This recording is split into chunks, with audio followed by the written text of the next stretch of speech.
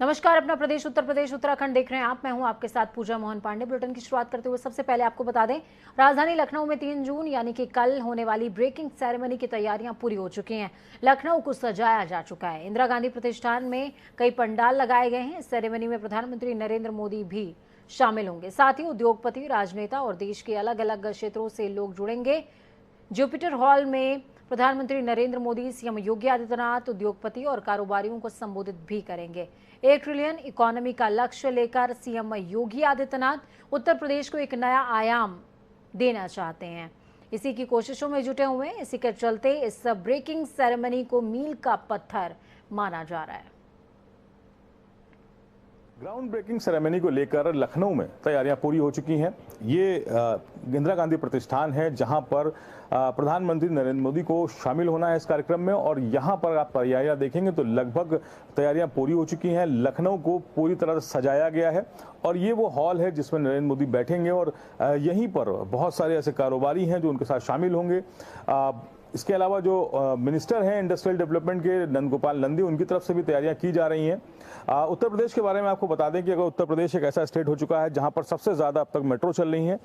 5 ऐसे जिले हैं जहां पर मेट्रो चल रही है और 5 ऐसे जिले जहां पर मेट्रो को हरी झंडी दी जा चुकी है और जल्द ही उन जिलों में भी मेट्रो शुरू की जाएगी। एक्सप्रेसवे में उत्तर प्रदेश अब तक 5 ऐसे बड़े एक्सप्रेसवे हैं जिनको हरी झंडी दी जा चुकी है, जो संचालित हो रहे हैं, और इसके अलावा 5 ऐसे और एक्सप्रेसवे हैं जिनका बजट जारी हो चुका है और वो भी बहुत जल्दी उनका निर्माण पूरा होने वाला है। तो कई मायनों में ये ब्रेकिंग सेरेमनी बहुत अहमियत रखती है, खासकर लखनऊ के लिए, क्योंकि उत्तर प्रदेश से ही दिल्ली का रास्ता जाता है और ऐसे में 2024 को चुनाव को देखते हुए अगर यहाँ पर जो निवेशक हैं अगर वहां पर जुटते हैं और यहाँ पर कुछ रोजगार के रास्ते खुलते हैं तो कहीं ना कहीं 2024 का रास्ता भारतीय जनता पार्टी के लिए आसान होता नजर आएगा। कैमरा पर्सन रियाज के साथ तौखीर किदवई, जनता टीवी लखनऊ। तो इसी खबर से जुड़ी बड़ी और अहम जानकारी भी आपको देंगे। लखनऊ में ग्राउंड ब्रेकिंग सेरेमनी से पहले रात्रि भोज का आयोजन हो रहा है। निवेशकों और उद्यमियों के साथ सीएम योगी आवास में डिनर करेंगे। लगभग 250 मेहमानों को आमंत्रित इस सेरेमनी के लिए भी किया गया और इस डिनर के लिए विशेष तौर पर किया गया। लगभग 170 निवेशक डिनर में शामिल हो रहे हैं। यूपी सरकार के सभी मंत्री भी इस डिनर में मौजूद हैं। तो बड़ी खबर, अहम जानकारी आपको ग्राउंड जीरो से दे रहे हैं। लखनऊ में यूपी सरकार के सभी मंत्री मौजूद और कल ब्रेकिंग सेरेमनी से पहले आज शाम डिनर का कार्यक्रम।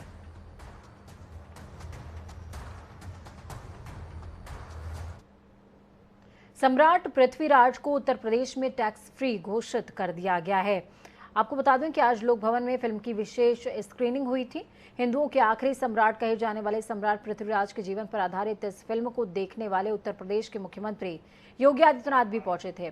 विशेष स्क्रीनिंग कार्यक्रम में योगी सरकार के तमाम मंत्री और अधिकारी मौजूद रहे।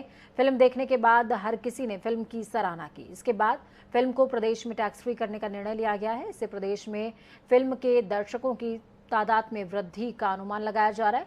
सम्राट पृथ्वीराज की विशेष स्क्रीनिंग के बाद सीएम योगी आदित्यनाथ ने मीडिया से बातचीत करते हुए कहा कि फिल्में केवल मनोरंजन का माध्यम ही नहीं होती, उससे हम कई बार नई जानकारियां भी हासिल करते हैं, कुछ नया सीखने का प्रयास करते हैं। सीएम योगी ने कहा कि कला अपने आप में एक प्रतिभा है। इस फिल्म के जरिए लोग सम्राट पृथ्वीराज के इतिहास को जान पाएंगे। हर जगह तेरी सोने की मूर्तियां लगी को चौर्य और पराक्रम दिखाने का अवसर देता है। राष्ट्रपति रामनाथ कोविंद और प्रधानमंत्री नरेंद्र मोदी के परौंख ग्राम आगमन को लेकर तैयारियों का जायजा लेने मुख्यमंत्री योगी आदित्यनाथ कार्यक्रम स्थल पर पहुंचे हैं। हेलीपैड पर उनका हेलीकॉप्टर उतरा तो वहां मौजूद उच्च अधिकारियों और जनप्रतिनिधियों ने उनका स्वागत किया, जिसके बाद उनका काफिला कार्यक्रम स्थल पथरी देवी मंदिर के लिए रवाना हुआ। मुख्यमंत्री योगी आदित्यनाथ का हेलीकॉप्टर सुबह करीबन 10:30 बजे परौख गांव में बने हेलीपैड पर उतरा। यहां पर राष्ट्रपति रामनाथ कोविंद और प्रधानमंत्री नरेंद्र मोदी के कार्यक्रम को लेकर तैयारियां जनसभा स्थल, पथरी देवी मंदिर, अंबेडकर पार्क, मिलन केंद्र और झलकारी बाई इंटर कॉलेज में सुरक्षा और तैयारियों का जायजा लेने के लिए मुख्यमंत्री खुद पहुंचे थे। सबसे पहले उन्होंने पथरी देवी मंदिर में पूजा अर्चना की और पुजारी से मंदिर के बारे में जानकारी भी हासिल की।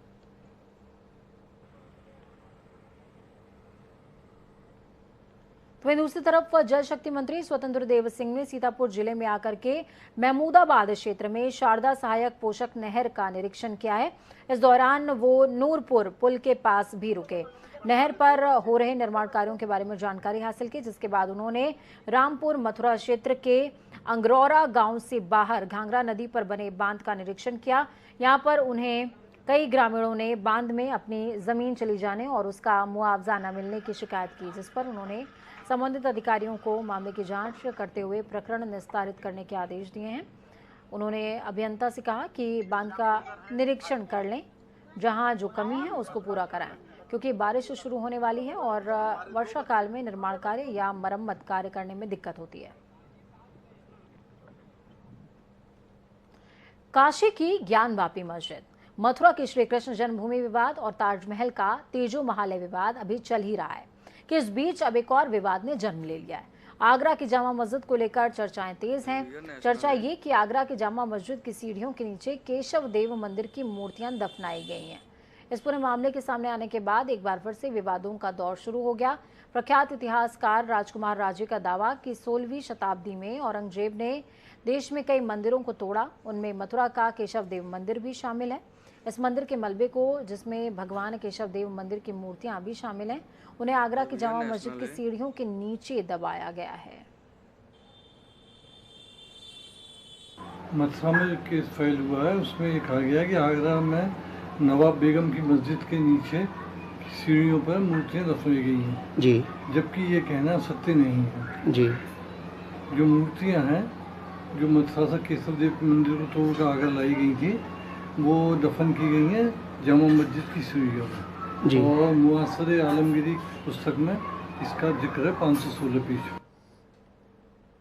देश में लगातार ज्ञानवापी काशी और भगवान श्री कृष्ण की जन्मस्थली को लेकर विवाद छिड़ता हुआ दिखाई दे रहा है और लगातार में ये मामला सुर्खियों में है। अब ये विवाद थमा भी नहीं था कि ताज नगरी आगरा के अंदर एक नया विवाद छिड़ गया है और ये विवाद है भगवान श्री कृष्ण के विग्रह जो कि आगरा की शाही जामा मस्जिद की सीढ़ियों के नीचे दबे हुए हैं। और ये खुलासा किया है प्रख्यात इतिहासकार राजकिशोर राज ने, और राजकिशोर राज ने इसमें कई किताबों का भी उल्लेख किया है, जिसके बाद से आगरा के लोगों ने और हिंदूवादी लोगों ने इस पर तीखी टिप्पणी की है। लगातार इसमें प्रतिक्रिया आ रही है हिंदूवादियों की, जिसके बाद संग्राम मचा हुआ है। देखने वाली बात होगी जिस तरीके से ज्ञानवापी काशी और भगवान श्री कृष्ण के जन्मस्थली को लेकर पीएल दाखिल की है, न्याय का सहारा लिए गए। क्या इस शाही जामा मस्जिद के नीचे जो मूर्तियां दबी हैं भगवान श्री कृष्ण की, इसमें भी क्या कोर्ट का सहारा लिया जाएगा? ये आने वाला वक्त तय करेगा। मैं ग्राउंड जीरो से प्रदीप रावत, जनता टीवी, आगरा। असलहे के लाइसेंस के नवीनीकरण के लिए फर्जी आईडी बनाकर नवीनीकरण का फर्जीवाड़ा सामने आया। दरअसल रायबरेली के कलेक्ट्रेट में तैनात फर्जी आईडीएम और नेटवर्क इंजीनियर ने एक सैनिक से लाइसेंस नवीनीकरण के नाम पर सुविधा शुल्क तो ले लिया, साथ ही फर्जी आईडी नंबर जनरेट करके लाइसेंस के पास बुक पर चढ़ा दिया। जम्मू कश्मीर में तैनात जवान सुशील ने जब फर्जीवाड़े की आशंका जताई तो उन्होंने पूरे मामले की तफ्तीश की, जिसमें पता चला कि जहां से लाइसेंस निर्गत हुआ है वहीं उसका नवीनीकरण भी होगा। तब जाकर प्रभात द्विवेदी के फर्जी कारनामे का खुलासा हुआ। खुलासा होते ही चारों तरफ हड़कंप मच गया। तो वहीं इस पूरे मामले में सिटी मजिस्ट्रेट पल्लवी मिश्रा ने जांच करवाकर कार्रवाई की बात कही है। तो चलिए वक्त यहाँ पर एक छोटे से ब्रेक का। ब्रेक के उस पार खबरों का सफर लगातार जारी है, बने रहिए हमारे साथ।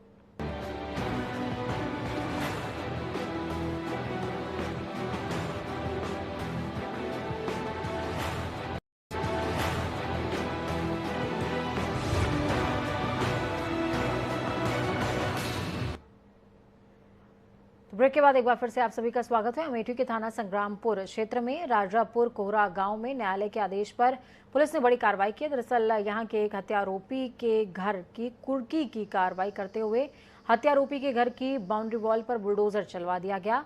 घर में रखे सामान को जब्त कर लिया गया। 2022 विधानसभा चुनाव के दरमियान आरोपी पर प्रधान के बेटे की हत्या का आरोप है, लेकिन हत्यारोपी 90 दिन से फरार चल रहा है, जिसके बाद पुलिस ने कोर्ट का आदेश पाते ही आरोपी के घर पहुंचे, बुलडोजर चलवाया, घर का सारा सामान जब्त कर लिया। अमेठी सीओ मनोज कुमार यादव ने बताया कि माननीय न्यायालय के आदेश पर हत्या आरोपी के घर की कुर्की की कार्रवाई की गई है।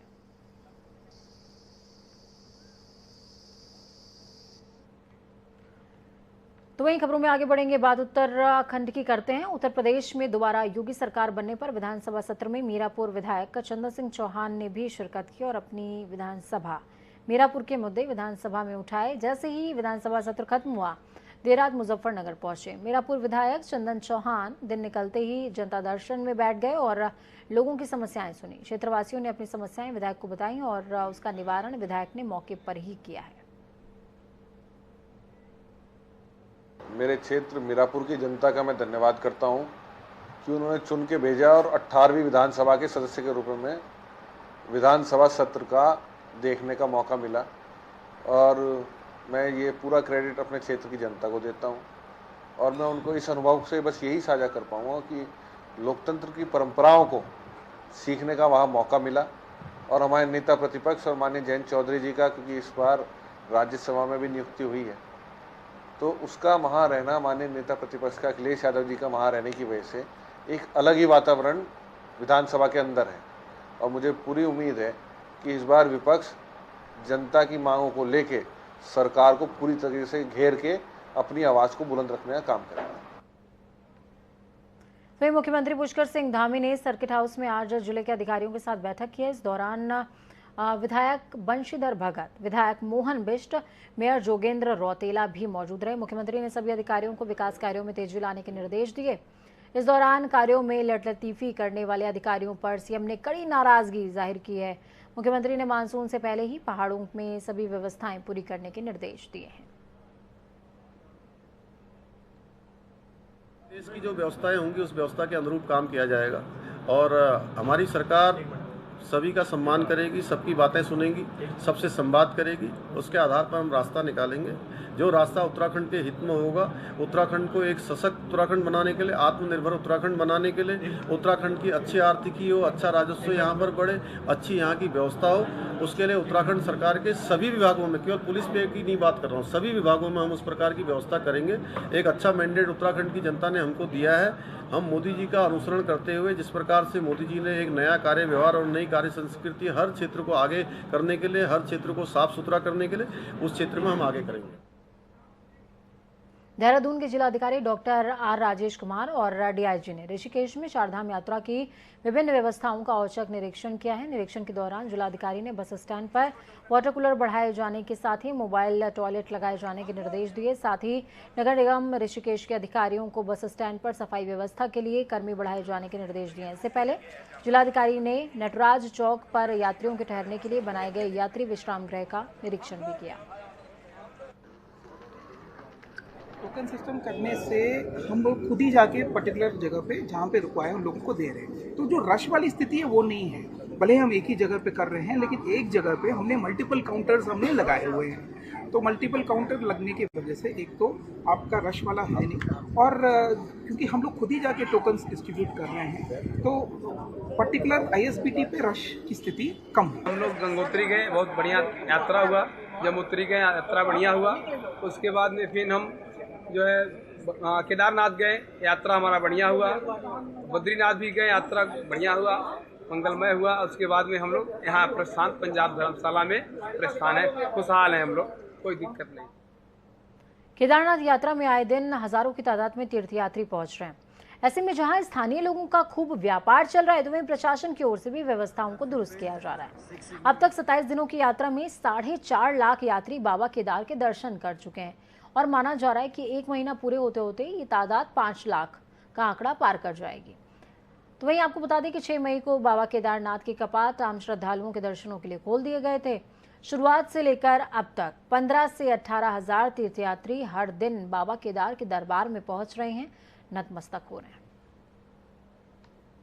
काफ़ी रिकॉर्ड संख्या में श्रद्धालुओं ने केदारनाथ धाम में दर्शन किए हैं और अभी 1 महीना होते होते जैसा हमको लग रहा है 5 लाख का जो संख्या पूर्ण हो चुकी होगी। इसकी पिछले 25-26 दिन में जो कमियां परिलक्षित हुई थी उनको व्यवस्थित किया गया है। यात्री सुविधा पर फोकस करते हुए हमने इंश्योर किया है कि किसी भी यात्री को स्वास्थ्य, पेयजल, शौचालय, घोड़ा खच्चर आदि की जो व्यवस्था है उसको कोई परेशानी ना हो, और इस क्रम में काफ़ी हमने प्रयास किए और काफ़ी संसाधनों को बढ़ाया है। संयुक्त यात्रा बस ट्रांजिट कंपाउंड में चारधाम यात्रा के लिए रजिस्ट्रेशन को लेकर हो रही अव्यवस्थाओं पर देहरादून का पुलिस और जिला प्रशासन एक्शन में आ गया। डीएम और एसएसपी ने बीटीसी कैंपस में निरीक्षण करते हुए यात्रियों को फजीहत से बचाने के लिए टोकन सिस्टम लागू करने के निर्देश दिए हैं। लिहाजा अब यात्रियों को पंजीकरण के लिए काउंटर पर लंबी कतारों पर नहीं खड़ा होना पड़ेगा। यात्रियों की सहूलियत के लिए प्रशासन ने यात्रा पर आए करीबन 2500 बाहरी राज्यों के यात्रियों को बीटीसी कैंपस से श्री भरत मंदिर इंटर कॉलेज और जीजीआईसी इंटर कॉलेज में शिफ्ट करा दिया है। यहाँ यात्रियों के लिए खाने पीने से लेकर शौचालय और अन्य जो एसेंशियल सर्विसेज हैं उनकी व्यवस्था है। आपने देखा होगा कि अब हमने ये बैरिकेडिंग भी कर दी है और लाइनें भी सुव्यवस्थित ढंग से चलाई जा रही है। इसके अलावा हमने आज से टोकन सिस्टम भी शुरू किया था ताकि अत्यधिक भीड़ भाड़ ना हो। जो बुजुर्ग हैं उनके लिए अलग से व्यवस्था इसमें की गई है ताकि बुजुर्गों को दिक्कतों का सामना ना करना पड़े। तो आज जो हमने सिस्टम बनाया है उससे थोड़ी राहत भी मिली और उससे यात्री भी हैं वो खुश हैं। मैंने नगर निगम के म्युनिसिपल कमिश्नर साहब से बात की है। कल डिमांड आया था यहाँ से कि टॉयलेट्स, मोबाइल टॉयलेट्स की कमी हो रही है, तो मैंने म्युनिसिपल कमिश्नर देहरादून से बात की है। वहाँ से भी 3-4 जो मोबाइल टॉयलेट्स हैं उपलब्ध कराने के निर्देश दिए गए हैं मेरे द्वारा, वो भी जल्दी वहाँ पे इंस्टॉल हो जाए। केंद्र सरकार के 8 साल पूरे होने पर बीजेपी देश भर में सेवा सुशासन पखवाड़े के तौर पर इसको मना रही है। इसी क्रम में उत्तराखंड में भी इस पखवाड़े को मनाया जा रहा है, जिसकी तैयारियों के संबंध में आज बीजेपी प्रदेश अध्यक्ष की अध्यक्षता में प्रदेश कार्यालय पर वरिष्ठ पदाधिकारियों के साथ बैठक हुई, जिसमें प्रदेश भर में इन 15 दिनों में होने वाले कार्यक्रमों की तैयारियों के संबंध में चर्चा की गई। बैठक के बाद प्रदेश अध्यक्ष मदन कौशिक ने जानकारी देते हुए बताया कि मुख्य तौर पर 3 विषय पर चर्चा हुई है, जिसमें सेवा सुशासन पखवाड़े की तैयारियों को रूपरेखा तैयार की गई है। तो वहीं इस पखवाड़े के दौरान प्रदेश भर में होने वाली 14 रैलियों की तैयारियों के संबंध में चर्चा की गई है। पहला हमारा जो पखवाड़ा है, उस पखवाड़े को लेकर हमें जो 14 बड़ी रैली करनी है जिलों के अंदर, उन रैलियों की जिम्मेदारी फिक्स की है। इसके साथ साथ हमें जो कार्यक्रम 252 मंडलों में करने, उन कार्यक्रमों को पूरी तैयारी के लिए अलग से हमने सारी व्यवस्था बनाई है। इससे अलग हमने जो प्रदेश कार्य समिति है 7 और 8 तारीख में, उसकी सारी समीक्षा, उस सारी को जो तैयारी कैसे की जाएगी, इसके लिए सारी व्यवस्था हम लोगों ने अभी तैयार की है।